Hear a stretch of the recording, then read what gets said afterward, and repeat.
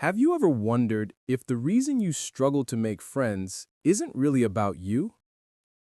Not about shyness, lack of charisma, or bad luck, but something rooted deep within your family.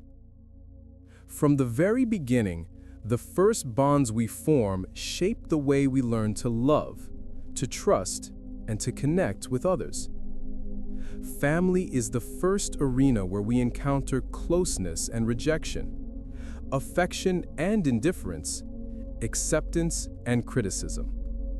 Every gesture, every word, every silence leaves an imprint on the soul. An imprint that, even decades later, can dictate whether we reach out to others or withdraw. A child who feels heard, loved, and valued learns trust naturally. A child who experiences coldness, neglect, or constant criticism learns to protect itself.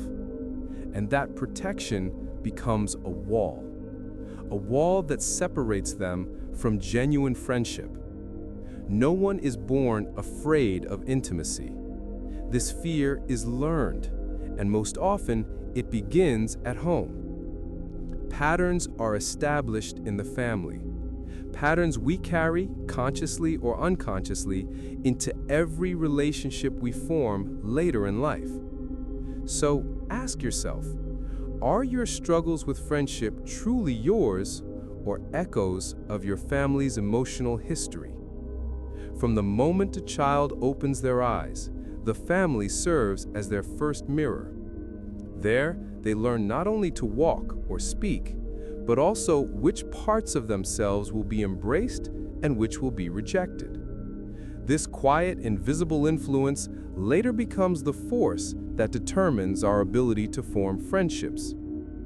If a child's smile is met with warmth, the message is clear: I am lovable, others can be trusted. But if that smile is ignored, ridiculed, or punished, the child learns a different lesson. Revealing myself is dangerous, I'd better hide. And so begins the story of adult loneliness. A child doesn't distinguish whether parents are harsh because they themselves are wounded. They don't consider that adults have their own fears, their own pain. No, the child concludes, there is something wrong with me.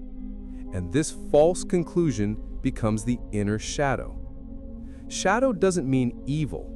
It simply means the part of ourselves we were forced to hide to survive. And so, we suppress feelings, desires, and needs. As adults, we often appear distant, guarded, or mistrustful, even as we yearn for closeness. Many people recognize the pattern when they look back.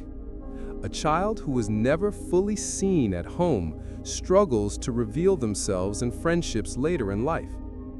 A lack of genuine familial connection often leads to difficulty forming genuine bonds with others. The family doesn't just give us a name or history, it provides the blueprint for relationships. If that blueprint was cold, fractured, or harsh, it shapes how we interact with others. Loneliness in adulthood doesn't emerge out of nowhere. It echoes childhood experiences where the family mirror reflected only a distorted self-image. We inherit not only eye color, voice, or mannerisms, we inherit silences, fears, and emotional wounds. This invisible inheritance often weighs more heavily than any material legacy. I have seen countless individuals whose struggles with friendship stem not only from personal experience, but from the emotional legacies carried across generations. A grandfather scarred by war, a grandmother trapped in silence, a father who trusted no one, a mother consumed by abandonment fears. All of this creates an atmosphere the child absorbs without understanding. Yet, it shapes their entire life. The family unconscious acts like an underground river carrying unresolved stories forward. And often, we repeat them unconsciously. If there was mistrust, neglect, or constant separation in the family, we replicate this pattern without even knowing it. That's why when someone says, "I can't make friends, I'm always alone," I hear more than that one voice. I hear the chorus of family voices that have transmitted loneliness across generations. But this is not a sentence. Inheriting something does not mean it must control us forever. It means we have the chance to observe it consciously and decide, do I want to continue living this way, or do I want to change? This invisible inheritance manifests subtly, in the feeling of never truly belonging anywhere, in the urge to withdraw as soon as someone gets close, in the conviction that no one could ever understand us. And the fascinating part? If we have the courage to look honestly at this inheritance, we realize that the loneliness we feel today is really an echo of an older loneliness. The loneliness of a family that never learned to foster genuine friendship. The absence of friends is often less a reflection of the present, more a mirror of the family's past still living inside us. One of the most profound consequences of a childhood marked by coldness or indifference is the development of the fear of rejection. This fear does not suddenly appear in adulthood. It is planted slowly during the years when the child depends on parental recognition to feel worthy. Imagine a child constantly criticized for excitement or told, "Stop crying, don't be weak," whenever they show sadness.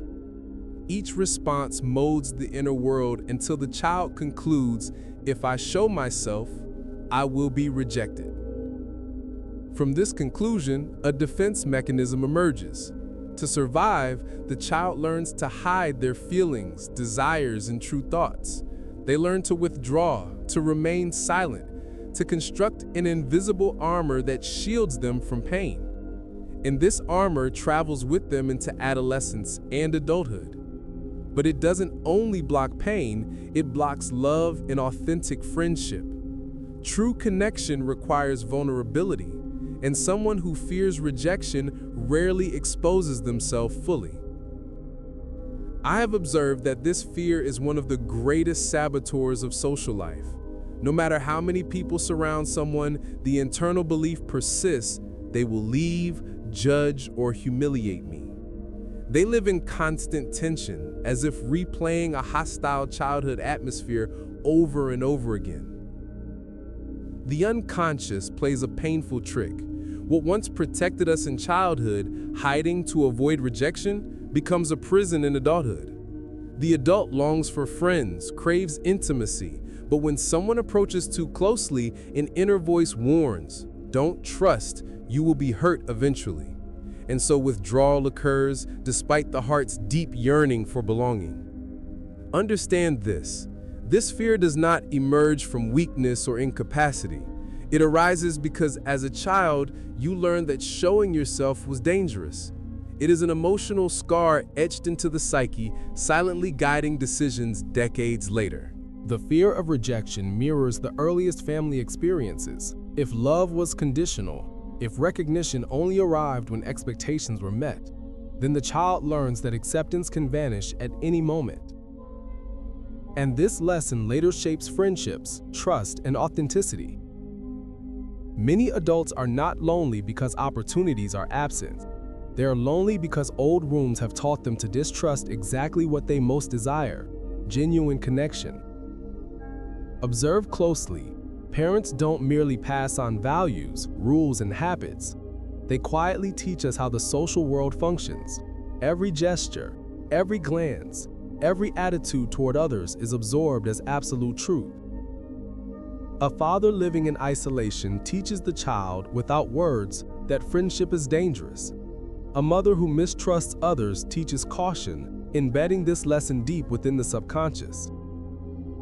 I've seen in countless cases how these invisible teachings weigh more than any formal instruction. What a child observes becomes an internal model for life. If home was cold, the child fears intimacy. If home was hostile, they anticipate rejection. If healthy friendship was never observed, it remains almost impossible to build one as an adult. Parents rarely act out of deliberate malice. Often they carry unresolved wounds of loneliness, betrayal, or fear. What they pass down is not advice, but an extension of their own pain. In this way, mistrust is transmitted across generations, from grandparents to parents, from parents to children, like a collective shadow. When an adult says, "I can't find friends, I struggle to trust," they are revealing more than themselves. They are revealing an entire family history where relationships were fractured. Even casual remarks leave their mark. A father constantly complaining about neighbors, a household emphasizing the negative in others, instills a sense that friendship is risky, fragile, or illusionary. Conversely, parents who model gratitude, mutual help, and trust teach that closeness brings joy and strength. The family shapes not only individual character, but our understanding of trust, belonging, and human connection. Now pause and reflect. What silent lessons did your parents teach you about others? What did you learn about trust, intimacy, and friendship? Every human being enters the world with a fundamental need, the desire to belong. It is not a luxury, not a weakness. It is as essential as air. From the first days, we instinctively search for safety, acceptance, and unconditional love. This should be the family. But what happens when the family fails to provide this safety? When coldness, indifference, or rejection replace acceptance? A deep wound forms, the wound of not belonging. This wound does not fade with time. It becomes an emptiness that follows the person through life, often revealing itself in struggles to form friendships. A child who never felt true belonging at home grows up feeling like a stranger, even in familiar spaces. This experience imprints on the unconscious, creating the sense of being an outsider in every group as an adult. You might be surrounded by colleagues, receive invitations, even have people who like you. Yet an inner voice whispers, "You don't belong, you are different." This is the belonging wound, an invisible scar that constantly tricks the mind into feeling separate. Those who carry it feel always at the threshold, never fully inside. They observe friendship through a pane of glass they cannot break. The painful truth, this feeling rarely reflects reality. Many would open their hearts, but the wounded inner self interprets signs with suspicion. A joke becomes an insult. Silence becomes rejection. A delay becomes betrayal. Not because others exclude them, but because their unconscious expects exclusion. The belonging wound manifests as a fear of exposure. They believe that revealing their true self will bring rejection. They adapt, perform roles, hide behind masks that ensure survival but never achieve true connection. Yet these very masks deepen loneliness because superficial relationships cannot reach the real self. I have observed how this wound affects friendships, romantic relationships, work, and community life. Everywhere, the person feels foreign, as if carrying an invisible sign, "You don't belong." The tragic irony, this feeling originates not in the present, but in the first denied belonging, the one that should have been provided by the family. That is why the root of much loneliness lies not in external circumstances, but in this inner imprint. Unless it is recognized, a person will continue searching for belonging outside themselves, unaware that reconciliation with their origin is essential. Reflect for a moment. How often have you felt you don't belong? That invisible distance that never disappears is often the echo of your belonging wound. And yet, in every wound, however painful, lies the seed of transformation. The loneliness, mistrust, and difficulty forming friendships you experience today can become the doorway to a deeper encounter with yourself. I call the hidden, repressed, or denied parts of ourselves the shadow. Difficult relationships, fear of rejection, the feeling of not belonging, all of these are shadow material. And the most crucial truth, the shadow is not your enemy. It is part of your story, longing to be acknowledged so it no longer controls you from the dark. When someone tells me, I can't find friends, I always end up alone, I respond, it's not that you cannot build connections, it's that a part of you has learned to hide. Your vulnerability, your need for closeness, your longing for connection, they live in the shadow. As long as you reject them, they rule your life from darkness. But if you face them, accept them, integration begins. Integration of the shadow means ending the inner struggle. It means saying, yes, I am afraid of rejection. Yes, I sometimes feel like a stranger. Yes, trusting is hard, but this is me too. In that acknowledgement, the burden lightens. The shadow becomes a teacher. What we reject keeps us imprisoned. What we embrace sets us free. When we illuminate the shadow of loneliness, we discover beneath the fear a genuine longing for belonging. And this longing is not a weakness. It is the doorway to real connection. I have witnessed people with deep childhood wounds integrate their shadow and find true friendships. They no longer force themselves to fit in or hide behind roles. They simply are themselves, with light and shadow combined.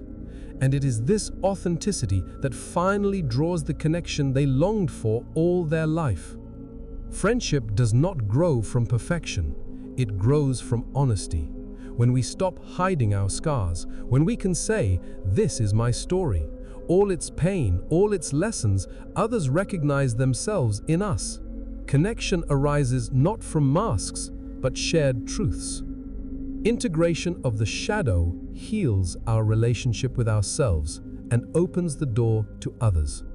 Armor becomes unnecessary because strength lies not in hiding, but in reconciling with our story. Loneliness ceases to be punishment, it becomes a teacher. Real friendship begins when you become a friend to your own shadow. And what happens when someone never looks at their shadow? They live in constant separation. Their social life is a mask. Relationships remain superficial. Loneliness is not born of a lack of company, but of a lack of authenticity. Many attempt to fill this emptiness with distractions, consumption, or fleeting interactions, but the inner truth eventually breaks through. It is not others who reject you, it is your own shadow that keeps you apart. Here lies the paradox. Exactly what you fear to show, your wounds, insecurities, fragility, is what could bring you closer to others. The human soul connects not with perfection, but with shared vulnerability. When someone accepts and expresses their shadow, they build an invisible bridge to others. That bridge creates genuine friendship, closeness, and belonging. Next time you wonder why friendships feel difficult, don't look outward. Look inward and ask yourself, am I truly showing who I am, or am I hiding behind a mask I think will be accepted? There lies the answer. Reflect and share. Have you discovered which part of your shadow keeps you from others? Writing it down or sharing it allows collective healing. Remember, it is not your light alone that makes you human, but the shadow you can embrace. Only those who hold their own darkness can walk the path to authentic connection. Do you dare to open the doorway of your shadow?